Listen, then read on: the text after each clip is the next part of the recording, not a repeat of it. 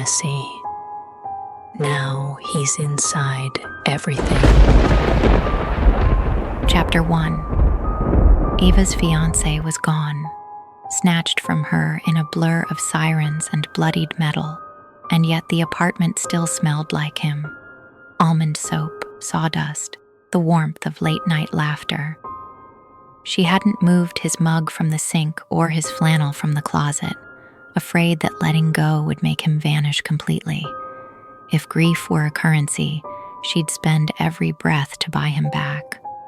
But all she had now was silence, and the faint creak of floorboards that sometimes made her believe he might still come home. The letter arrives. The hallway was empty. The light overhead flickered, buzzing once, then steady again. Ava opened the door slowly. No footsteps, no envelope in sight at first glance. But there it was, just beyond the doormat, a letter, heavy paper, slightly yellowed, thick, real parchment, not something from a printer. It hadn't been mailed. No stamp, no return address. Just her name written across the front in dark ink, Eva Mireille, with sympathy. The handwriting was elegant, curved, old-fashioned, not quite calligraphy, something more intimate than that. She picked it up. The paper was cool, even in the summer heat. It smelled of burnt cloves and something older, dry leaves, incense, an old church before the service begins. She brought it inside. At the table, she stared at it for a long time before she opened it. Her hands were shaking, but not with fear, with hunger. Inside was a single sheet, thick and creamy, ink so dark it looked wet. The dead are never lost. Follow the ink. 131 Mercier Street, no signature, no explanation. But as she held it, a drop of ink, real ink, seeped from the bottom edge and traced down her thumb. It felt warm. She gasped, dropped the letter. It landed face down on the table. She wiped her hand. The ink was gone, but the smell wasn't. It hung in the air like a promise. Chapter 2. The street no one talks about. The city changed as she walked. Not all at once, not in some dramatic cinematic shift, just subtly. The buildings leaned closer. The sounds of traffic thinned. The streetlights grew farther apart. Eva kept her eyes forward, letter folded in her coat pocket, her fingers brushing it now and then like it might vanish if she didn't check. She didn't remember how she got off the train. The stations blurred past her, and then she was walking, Mercier Street. She'd never heard of it. No one talked about it. Even now, her phone couldn't find it. She tried once, then shut the screen off. The battery seemed to drain faster here. The street emerged between two shuttered storefronts, almost like it had shifted slightly sideways out of reality. It wasn't even a street, really, more of an alley, long and crooked. Bricks damp with moss, windows too narrow. The shadows were thick even at noon. She hesitated. The alley breathed like it had lungs, like it had been waiting. She stepped in. A cat stared down at her from a second-story windowsill, its fur gray, its eyes nearly white. It didn't move. She walked under it. The number appeared suddenly, 131, carved into the stone arch over a wooden door warped with age. The paint had peeled to reveal dozens of older layers beneath, black, maroon, ochre. No window, just a heavy brass knocker shaped like a raven. She touched it. It was warm. No chime sounded when she pushed the door open. Just silence. And the smell of ash and ink. She stepped inside. The bookshop with no name. The door creaked shut behind her, sealing the daylight out like a coffin lid. Inside, the air was thick with dust and incense, the kind of incense that burned behind confessionals or at pagan altars. Something dark and spicy with a clove and blood undertone. The temperature dropped noticeably, but Ava didn't shiver. Her skin felt tight, her spine straight. The shop stretched deeper than it should have. Bookshelves formed a crooked maze, some bowing with age, others stacked to the ceiling with volumes that looked handmade. Leather covers stitched like skin, spines inked in symbols she couldn't read. There was no register, no computer, only a worn desk with an oil lamp. The bulb overhead was shattered, but a dozen wax-dripping candles burned in iron sconces, casting flickering gold halos that didn't quite reach the corners.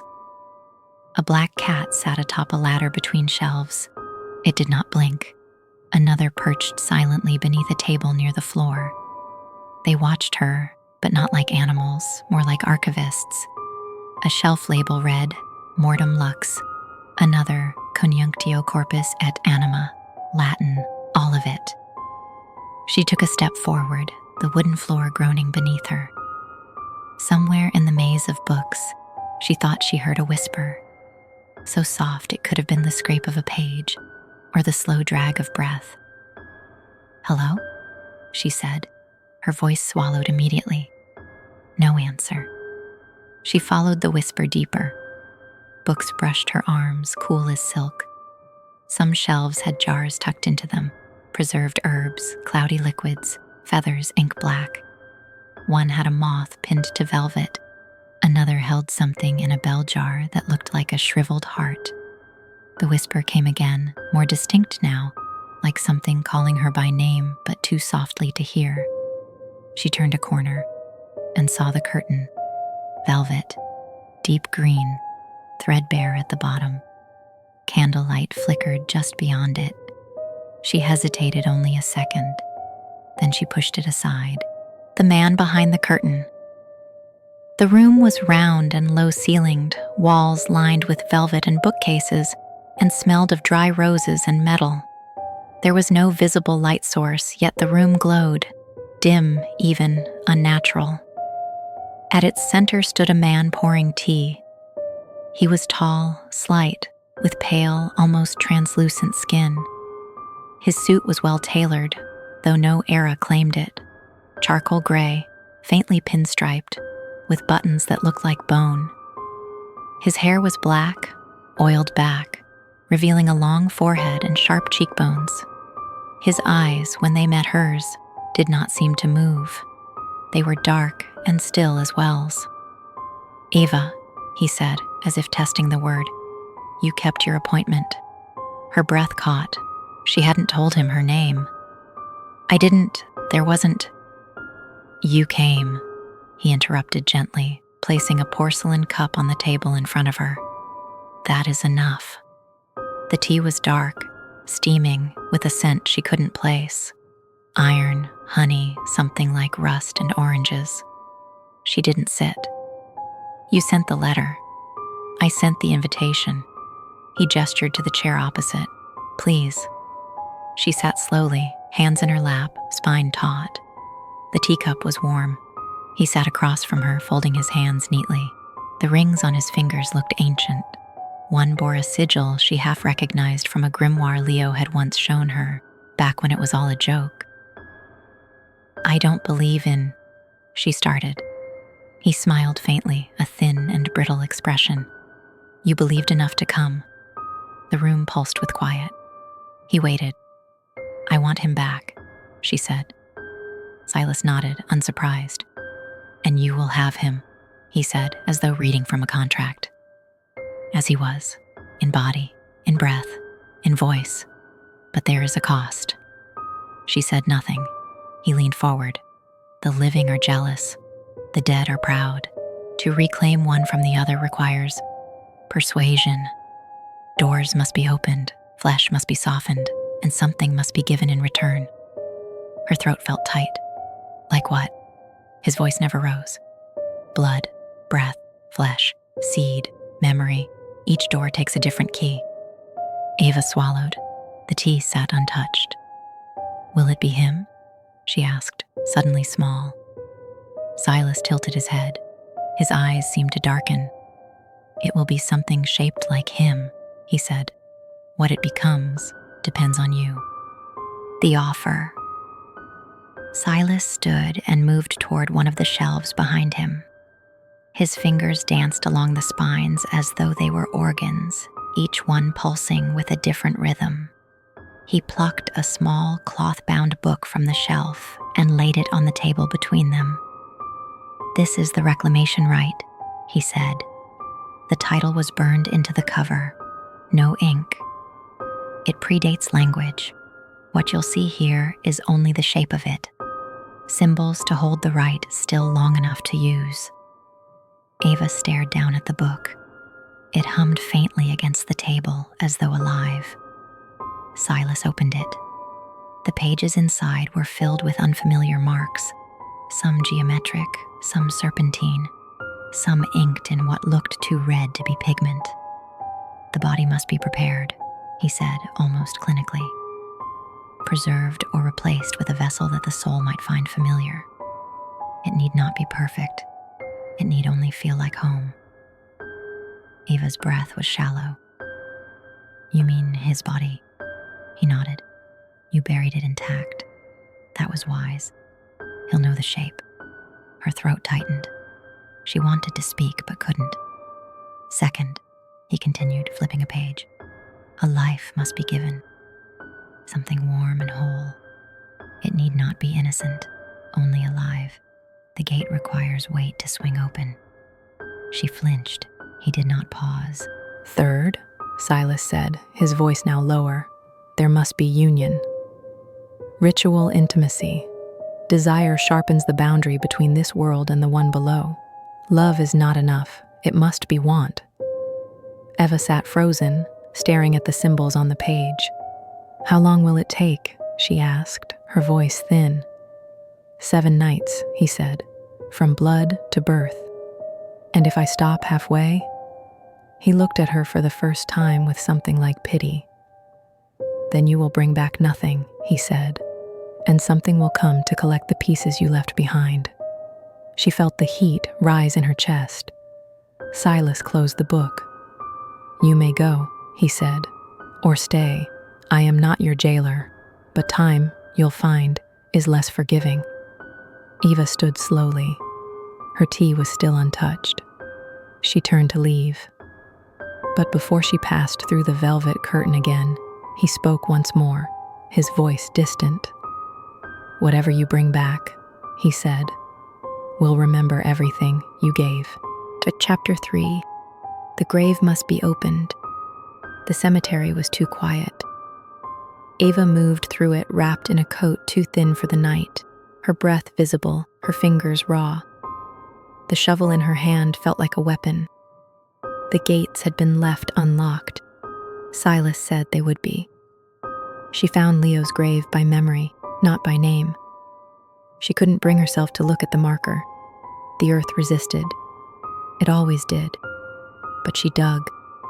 Hands blistered, back screaming. Dirt caked under her nails. Hours passed in a blur of muscle and grief. At one point, she vomited, kept digging. Then, wood, the sound of shovel on pine. Her heart seized. The coffin creaked when she opened it. A stench wafted up, not rot exactly, but something sour and wrong. The air had been waiting to escape. It hissed past her face like a curse. Leo's body lay still, pale, preserved too well, his mouth slightly open like he'd been about to speak. She touched his face, cold but familiar. She whispered his name. Then she closed the lid, tied it with rope, and began the work of moving the dead. A life for a life. The bar was loud, it always was. That was why she chose it. No one noticed her. They never did anymore. She was too pale, too quiet, too inward. She found him leaning against the jukebox, mid-30s, drunk, flirty. He smelled like whiskey and cologne. She smiled once, touched his arm. That was all it took. Her apartment was dark when they arrived. She poured him a drink, cheap vodka, heavy-handed. He kissed her neck. She didn't respond. The knife was under the sink. She'd placed it there earlier, just in case she lost her nerve. She didn't. He didn't die easily. She wept after. Curled against the counter, arms shaking, unable to look at what she'd done. Blood smeared across the tiles like a message she couldn't read. She dragged his body, heavy, twitching, into Leo's old studio. She buried him beneath the workbench, covered the smell with lavender oil and bleach. She did not sleep that night, only stared at Leo's empty bed, the magician's price. The ritual chamber was warmer than before. The walls shimmered with gold light from low-burning oil lamps, casting flickers that danced over the velvet curtains and carved symbols in the stone. The air smelled like scorched myrrh and sweat, intimate, pungent, alive.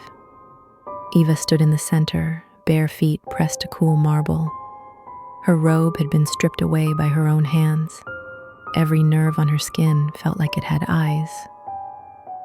Silas Varn watched her from across the circle, already undressed, his body lean and hairless, marked in charcoal sigils. His eyes were unreadable, his expression not lustful, but liturgical, like a priest readying a sacrifice. "You must feel," he said. "Not think, not pretend. You must want." She nodded once. The shame was already dead. What lived in her now was ache that burned so deep it distorted reason. He stepped forward. When he touched her, it was with cold fingers. His hands moved with precision, first resting on her hips, then up the curve of her waist. Every contact felt ritualized, like he was mapping her, reading her body the way others read scripture. Eva lay back on the altar stone, which had been draped in heavy red fabric. The fabric was soft, but the stone beneath it was unforgiving. Her spine arched slightly. Her breath came shallow. Silas did not rush. He anointed her thighs with oil, thick, hot, fragrant. She gasped when it touched her skin. He traced patterns across her stomach, her sternum, between her breasts, each line cold at first, then burning as it soaked in. She could smell something metallic in the oil. Blood? She didn't ask. When he entered her, it wasn't rough or passionate. It was exact. Their bodies met in slow, deliberate rhythm, like the ticking of an ancient clock. There was no moaning, no frantic clutching, just breathe, flesh against flesh. The echo of skin on skin in the quiet room. Her eyes fluttered open, caught his above her. He didn't blink, not once. She tried to picture Leo. She tried to remember what it felt like to want him. But the altar stone beneath her spine, the pain in her knees, the strange coldness inside her, all made it impossible. This was not about love. This was about hunger. Her body responded anyway, out of memory, out of animal reflex. She felt herself tighten, shake, but the climax, when it came, felt hollow, like a bell with no clapper. Silas did not stop until the candle flames dimmed. When he finished, he pulled back wordlessly and left her on the altar. Eva lay still, trembling. The oil on her body itched. Her skin glowed faintly red where the sigils had been drawn. "You have done all that is required," Silas said from the shadows. "He will come."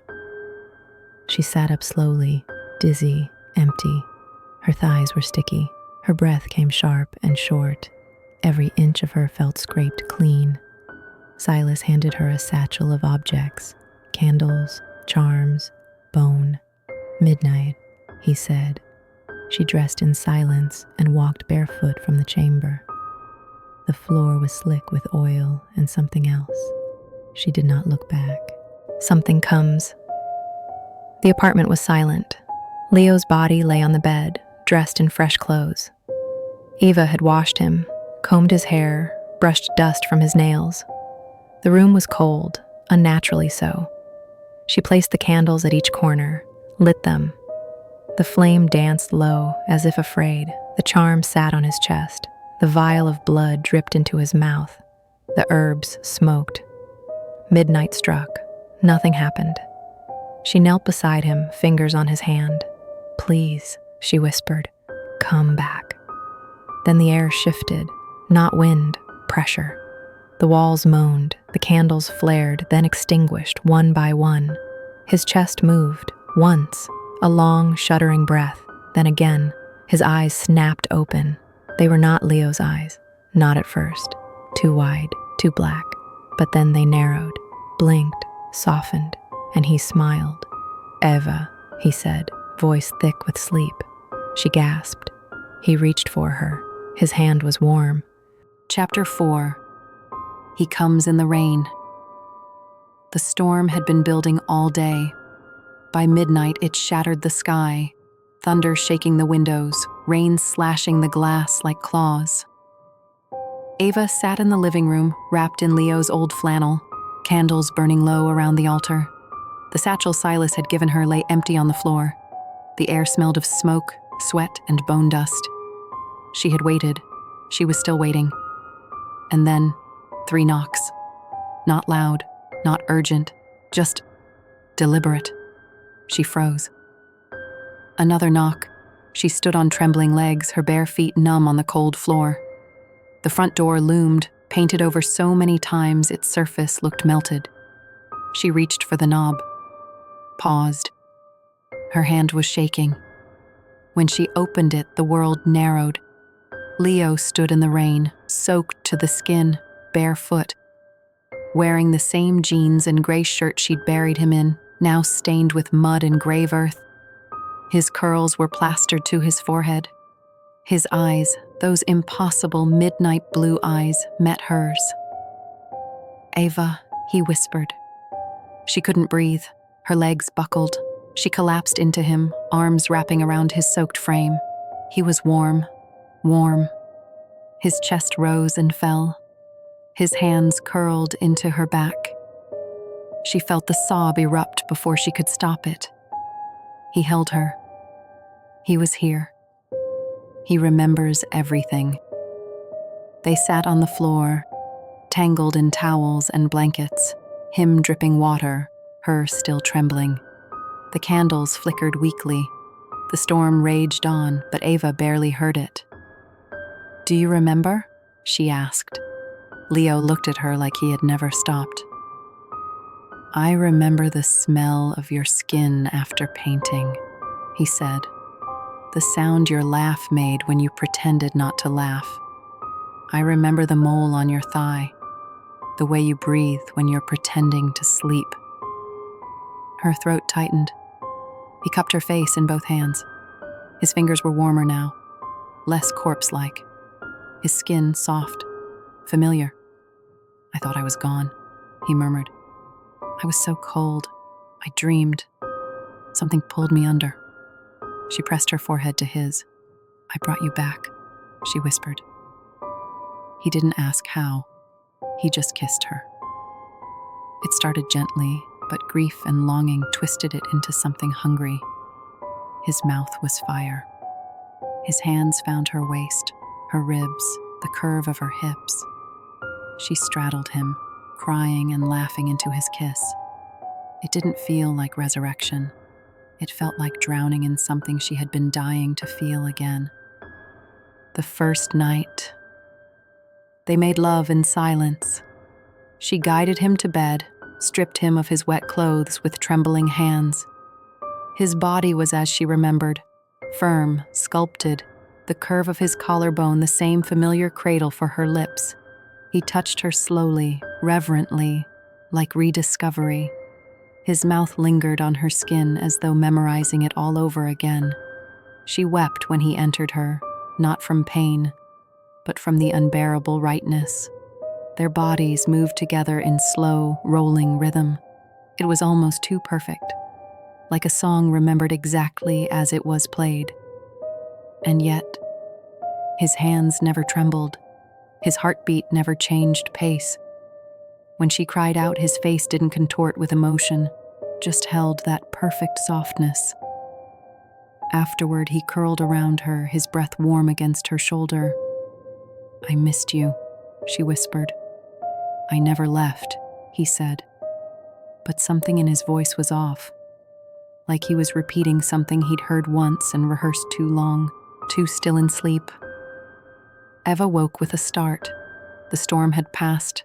The room was silent, unnaturally so. Even the city noise outside felt muted, muffled. She turned. Leo lay beside her, bare chest exposed in the moonlight. He wasn't breathing, not a slow sleep rhythm, not even a shallow rise and fall. Still, his eyes were shut, his arms perfectly positioned, his face too serene, like a wax replica of peace. Her mouth went dry. She leaned closer, listened. Nothing. She sat up slowly. Her fingers hovered above his chest, not quite daring to touch. Then, just as her hand nearly grazed him, he inhaled. A long, slow breath. His chest rose. And then, his lips curled into a small, perfect smile. His eyes opened. "You watch me sleep now?" he asked, voice playful. Ava smiled back, but her spine had gone ice cold. Chapter 5. The breakfast that didn't happen. Morning sunlight slanted through the window, soft and golden, painting the hardwood floor in warmth. Ava stood at the stove, frying eggs in too much oil. Her hands moved automatically. The smell of butter and scorched pepper filled the small apartment. Behind her, Leo hummed softly, some tune he used to play when sculpting, familiar, comforting. But when she turned around with 2 plates, he wasn't humming anymore. He was staring at her, unmoving, not smiling, eyes locked like a predator watching prey. She froze, then he blinked. "You're beautiful in the morning," he said, his voice syrupy and slow. He took the plate from her hands and sat at the table, ate the eggs too quickly, without a word, without blinking again.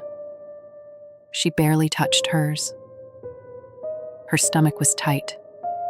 Later, as she cleaned the dishes, she realized something strange. The humming she'd heard earlier, it was her voice, not his. The wrong story. They lay on the couch, tangled in a blanket, watching an old movie Leo used to love, Carnival of Souls. He always mocked it lovingly, reciting lines before the characters spoke. But tonight, he got them wrong. "They're about to fall in the river," he said moments before the car crash scene began, but the river never came. "They meet the priest next," he insisted. "No priest." Ava didn't say anything, just watched him. His face was relaxed, half lit in television glow. Too smooth, too still. Then he turned to her, smile crooked. "You look at me like you don't know me." Her lips parted. "You're just different." Leo leaned in close. His breath was sweet, sweeter than it ever used to be, like overripe fruit left too long on a windowsill. "I'm better now," he whispered. But she didn't feel better. She felt hollow. The mirror test. It was a stupid idea, but Ava did it anyway. She waited until Leo was in the shower, steam rising, water running, his silhouette behind the curtain, then crept to the hallway mirror. She grabbed the hand mirror from the drawer, held it at an angle, turned it to the hallway where he would pass. She waited. The water shut off. Footsteps padded across tile. Then Leo stepped into the hall, a towel slung low on his hips. And in the mirror, nothing, not a silhouette, not a flicker of movement. The hallway in the reflection was empty. Ava's breath hitched, but then he was behind her. "Looking at yourself?" he said, voice light. She jumped, nearly dropped the mirror. He kissed her shoulder. "You're not vain," he murmured. "That's why I love you." She didn't respond. When she looked into the mirror again, his face was behind hers, smiling. But his eyes weren't looking at her reflection. They were looking directly at her. Through the glass, something in the walls. That night, Ava couldn't sleep. Leo lay beside her, curled around her like a shield. But his breath was too even, too silent, and the apartment creaked. not normal creaks, wet sounds, breathing sounds. She rose quietly, padded into the hallway. Something shifted in the wall near the bookshelf. She froze, leaned closer. Behind the wallpaper, something moved. She pressed her ear to the surface. It was whispering, her name, in Leo's voice, but from the wrong direction, from inside the wall. She stumbled back, breath quickening. Then a hand touched her shoulder. She spun. Leo stood there, shirtless, smiling too wide. "Bad dream?" he asked. She shook her head. He pulled her close. "Come back to bed." His skin was warm, his heartbeat steady, but as he led her down the hall, she saw it again. In the mirror above the console table, Leo was smiling, but in the reflection, he wasn't holding her hand. His hands were at his sides, still. Chapter 6. The Stain. The studio had been closed since Leo died. She hadn't been able to go in, not even to dust. But tonight, something smelled off. She stepped inside barefoot. The old floor was cold against her soles. The air inside was thick, like copper and mildew and raw meat. The lamp flickered. Sculptures loomed like sentinels. At first, she thought it was paint, a dark smear on the edge of the workbench. But as she leaned closer, her stomach twisted. It wasn't paint. It was blood, half-dried, flaking around the edges, and something more, beneath the table, near the floorboards. A thumbnail, torn. Eva gagged. She stumbled back, knocking over a half-finished sculpture. It cracked like bone on the floor. When she looked up, Leo stood in the doorway. "You're not supposed to be in here," he said gently. There was something on his shirt, barely visible. Red. He smiled. "Come back to bed." The missing man. The news came from her phone the next morning. She barely touched it anymore, but the notification blinked insistently. Local man missing name, Rylan Hart, 32, last seen, near Glenview Bar, Thursday night, the bar she'd lured that man from, the man she'd used. Eva felt the phone slide from her hand. She pressed her palms into her eyes, trying to slow the pounding in her skull. Her mouth tasted like pennies. The apartment smelled wrong again, cinnamon and something fetid. In the kitchen, Leo stood barefoot at the sink, humming. There was blood under his fingernails. "Did you sleep?" he asked, voice syrupy. She nodded. He walked toward her, kissed her neck. His lips were warm, too warm, like fevered skin. "I had the strangest dream," he whispered. "I was eating fruit, but it was screaming." She didn't flinch. She just said, "Did it taste good?" He grinned. "I licked the pit clean." The bedroom floor. That night, she woke to silence. Then, wet sounds. She followed them down the hall, barefoot, holding a brass candle holder like a weapon. The bedroom door creaked open. Leo knelt on the floor, naked, over something. He turned slowly. His mouth was red, his hands covered in it. Bits of something wet clung to his fingers. His teeth gleamed. "It came through the window," he said softly, as if she'd asked. Eva couldn't move. Leo stood, walked to her slowly. The floor creaked under his weight. His skin shimmered faintly in the candlelight. He cupped her cheek. "I protected us," he said. "I'm still your Leo." She nodded, not because she believed it, but because she wanted it to be true. The hunger. The next morning, she found her journal torn open. The pages she'd written after his death, grief, rage, longing, were shredded. Ink smeared across the floor, burnt corners. In the bathroom, Leo stared into the mirror, not at his reflection, but into the glass itself, like he was waiting for it to move. She stepped behind him. His back was covered in scratches, too many, too deep, not like anything she had done. as if his skin had been trying to shed itself. He turned. "Why do you look afraid of me?" he asked, eyes wide. She reached for his arm. "I'm not." His body tensed under her fingers. He leaned close, forehead to hers. "I'm starving," he said softly, "but I don't want to hurt you. You're the only part that still tastes like love." The bookshop again. She returned to Mercier Street at dusk. The shadows were longer now. The shop's door opened on its own.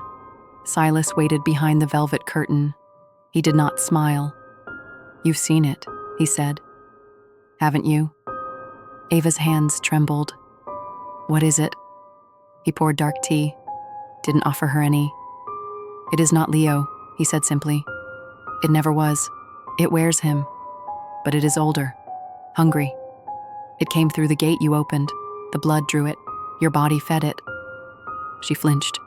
"You told me." "I told you it would wear his shape. I told you it would remember what you gave. You didn't ask what else it might become." She stood, dizzy. "Fix it." Silas stared. "There is no fixing," he said. "There is only banishing." The thing that wears his skin. That night, Eva stood beside the bed, watching him sleep. She held a kitchen knife behind her back. Leo's chest rose and fell too evenly. She whispered, "Do you dream?" His eyes opened instantly. "Yes," he said. "You always die in them." He smiled gently, as if he'd just told her a love poem. She stepped back. The knife trembled in her hand. He stood, naked, unashamed. His body was still beautiful, too beautiful, as if memory had perfected it. "You don't want to hurt me," she said, voice cracking. He stepped closer. His smile didn't move, but his eyes did, flickering, splitting. For a moment, just a breath, his face flickered, like something beneath the skin stretched too hard to hold the illusion. "Don't I?" he whispered. Then the lights went out, the denial cracks. Back home, Leo met her at the door with a kiss that tasted like metal. He spoke her name like a prayer. She let him touch her, let him undress her, let him lie beside her, whispering things Leo had never said, beautiful, aching things that sounded almost right, but his eyes never closed, and when he came, it was too clean, too silent, as if nothing inside him ever shook. She lay beside him, cold sweat drying on her skin, and whispered, "Leo?" He answered immediately, "Yes." But there was no pause, no hesitation, just automatic certainty. She turned away and wept silently into the pillow. Chapter 8, The Escape. The door wouldn't open. Eva's hand twisted the lock, pulled, slammed her shoulder into it. Nothing. Leo stood behind her, barefoot, silent, watching like a child catching a moth. "You don't need to leave," he said softly. "You said forever." She didn't turn around. Her breath came fast. She ran to the kitchen, grabbed the drawer, pulled it too hard. It slammed to the floor, cutlery scattering. She snatched a knife. "Don't come near me." Leo tilted his head. His eyes were too still. "I would never hurt you." But his feet made no sound when he stepped forward. She slashed blindly, caught flesh, or something like it. And the smell that burst out wasn't blood. It was sulfur and salt and something she couldn't name. His skin split wrong, like fabric over something crawling underneath. He didn't cry out. He just smiled. She bolted past him, out the back, through the stairwell, down 3 flights. Her feet bled on the concrete. The hallway pulsed, but the outside air hit her lungs like absolution. She ran. The final deal. Silas was waiting, as if he'd known she would come. His shop looked unchanged, but the candles burned lower. The air inside felt tired, old. "He's unraveling," she said. "It's tearing, like it can't hold him anymore." Silas nodded. Because you no longer believe. You're starving it. Then help me end it. He poured something dark into a glass, set it on the table between them. Didn't drink. There is one way, he said. It must be sent back, bound, but not banished. That takes more. How much more? He looked at her then, truly looked. For the first time, he seemed afraid. It wants your soul, he said, but it also wants your body. You are both its gate and its tether. Eva didn't speak. Kill it, Silas said, and you close the gate. But you'll carry what passed through you, forever. She stared at the drink. Her reflection warped in the liquid. I already do, she said. The ritual reversed. She returned at midnight. The apartment was dark, quiet. Leo waited in the bedroom, seated on the edge of the bed like a lover in a dream. I'm glad you came back, he said. She said nothing. She lit the candles in a square around him, sprinkled the salt, whispered the words from Silas's book. Her voice trembled, but her hands didn't. Leo watched her. His smile never changed. I forgive you. When she drew the bone sigil and placed it at his feet, something inside him twitched. His hands clenched. Eva, he said softly. She stepped outside the circle. He stood, tried to follow, but the salt burned his feet. He screamed, not in pain, but rage. The room shook, the walls cracked, the lights stuttered. Please, he begged now. Please don't do this. I love you. I'm still him. She looked into his eyes and saw nothing. Tearing the veil, the air ripped. That was the only way to describe it. Leo's body contorted, bent backward, his mouth opened too wide. From it, something poured, not smoke, not shadow. A voice, layered and ancient, sobbing and screaming at once. The room bled light. Eva pressed her hand to the sigil, whispered the final word. Leo's skin split. The thing inside shrieked, her name over and over in Leo's voice, then in her voice, then in something else entirely, and then silence. The candles all went out. She stood in the dark, breath heaving, sweat dripping down her neck, knees trembling. Leo was gone. The bed was soaked in salt and something black, and behind her, the mirror cracked. Chapter 9, The Hollowing. Morning came gray and dull. Eva moved through the apartment like a ghost. The floor still bore salt lines. The bed was stripped bare. The walls no longer whispered. But something had stayed behind. Not Leo, not the demon. Something quieter. Her body ached in ways she couldn't name. Her skin felt too thin. She looked in the mirror, and for a split second, her reflection didn't blink. She didn't scream. She just kept moving. She cleaned the studio, scrubbed the floor, burned the sheets, but her fingertips still smelled like him. The return of silence. The news said nothing. No one remembered Rylan Hart. The neighbors didn't mention the screaming. The blood beneath the floorboards didn't stain. It was like the city had swallowed everything whole and closed over it without a scar.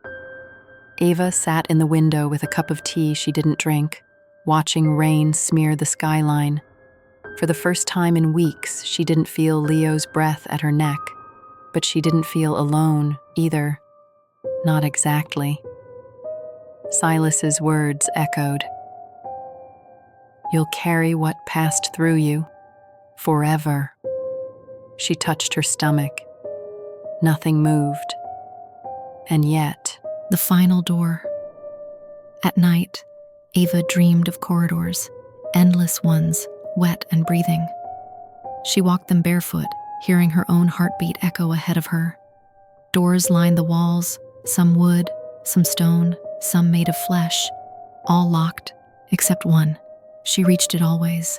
The final door. It was plain, painted red, no handle. When she touched it, she always woke up. Tonight, she didn't. Tonight, it opened. Inside, a cradle, a voice cooing softly. Her name, spoken in his voice, and the sound of tiny breath. The gate remains. Eva stands in the old bookstore, years later. Silas is gone. The shelves are dusted, but the velvet curtain still sways, even when the air is still. She wears black now, no rings, no name on her lease. In the mirror above the counter, her reflection smiles just a beat too late. A woman enters behind her, pale, eyes wide, holding a strange letter. Ava turns slowly and says, "You came."